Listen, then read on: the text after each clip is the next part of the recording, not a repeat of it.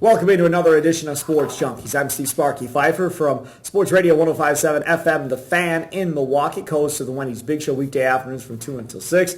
He, of course, is Greg Giesen. Time to talk some Brewers baseball here at RacineSportsZone.com.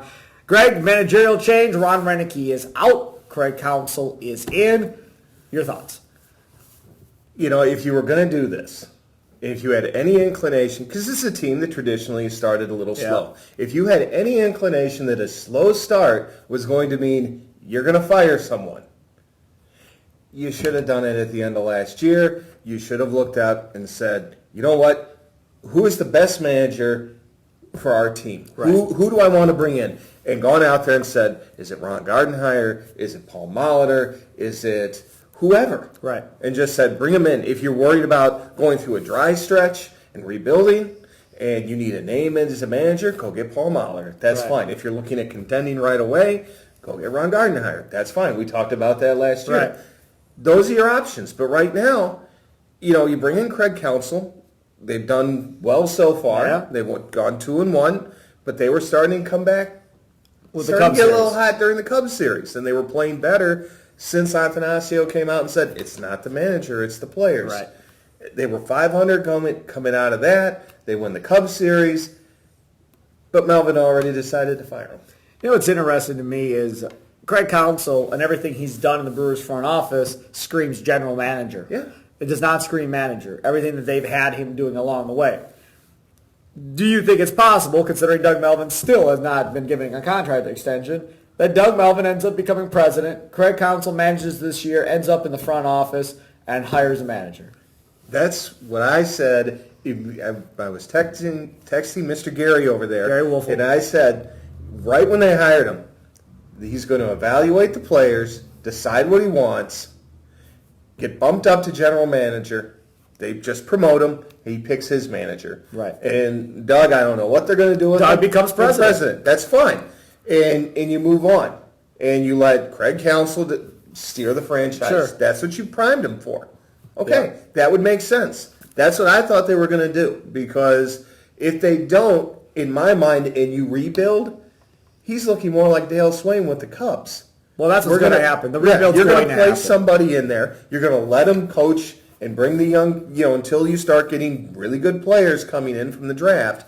And then all of a sudden you're going to go get your Joe Madden and you're bringing in there. Well, and again, I mean, if you look at the Brewers situation with Ned Yost, Ned was there for, 7 years or whatever it was. And when they let Ned go, I remember Doug Melvin saying, the first three years or so, Ned was really on a honeymoon. I just told him that don't worry about the wins. Our futures in that farm system doesn't really matter at the major league level at this point.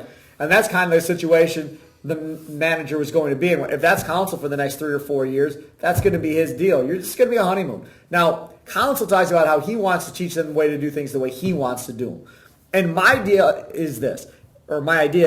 If you love the Cardinal way, right?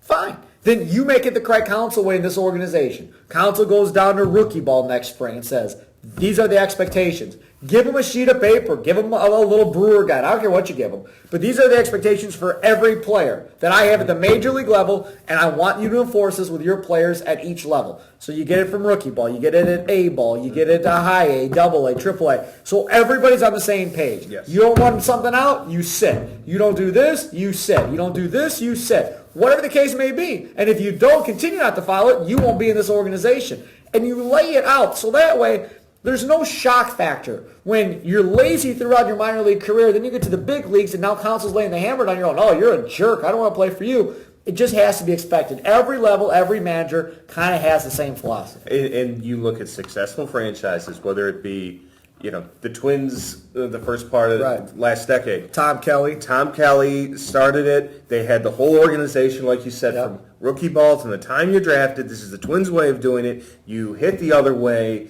You field the ball properly. You pitch to contact. And you were trained that all the way up so that when you got to the major leagues, you knew what was expected of you. The Cardinals do it the same way. They're very successful. But also the Cardinals drafted really well and somehow find all this pitching that the Brewers never seem to be able to find anyway. Because Wainwright goes down and you have Marco Gonzalez who's coming off the DL, or you got Jaime Garcia, and you got options that someone goes down in the Brewers rotation, you don't have those. And that's been the biggest knock on Doug has been pitching and the lack of pitching that they've been able to develop throughout his time, whether it be with Sorensic, whether it be with Bruce Side, or whoever the case may be. And I just wonder if it's these players just aren't that talented, or if the development and how they do things in the minor leagues, if that's the flawed problem.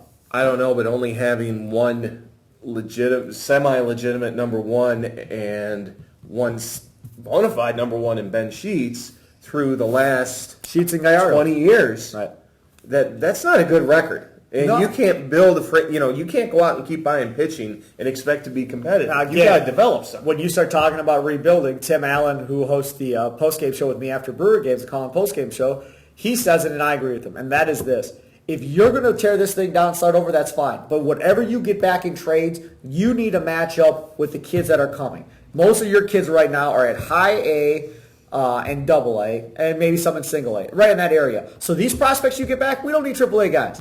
Just give us back the guys that are in that same range and fill holes. Okay, I don't have a first baseman right now. I'm going to give me a first baseman that's at single A right now. Or I'm going to go get me that third baseman that's at high A right now to fill these holes. That's how they should do this when they start trading. And the other side of it is, too, you better start making the decision of what you're going to do.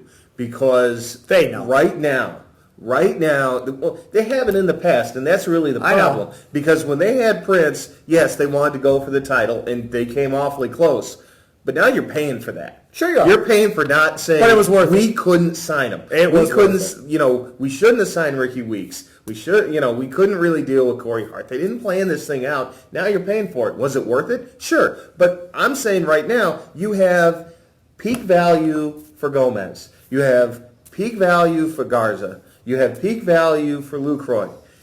Figure out who you can and can't sign. Especially with Braun's contract that's going to be sitting with you forever. The only two players that I say you have to keep, and you may deal later before this thing actually happens, is Jimmy Nelson and Peralta. They're young, they're cheap, you can continue to develop them. If they end up in that ace form, you're going to get a boatload for them at some point. You keep those two. Everybody else you can trade. He is Greg Giesen of the Racine Journal-Times. I'm Steve Sparky Fifer of 105.7 FM, The Fan in Milwaukee. We'll talk to you next time here at Sports Junkies at RacineSportsZone.com.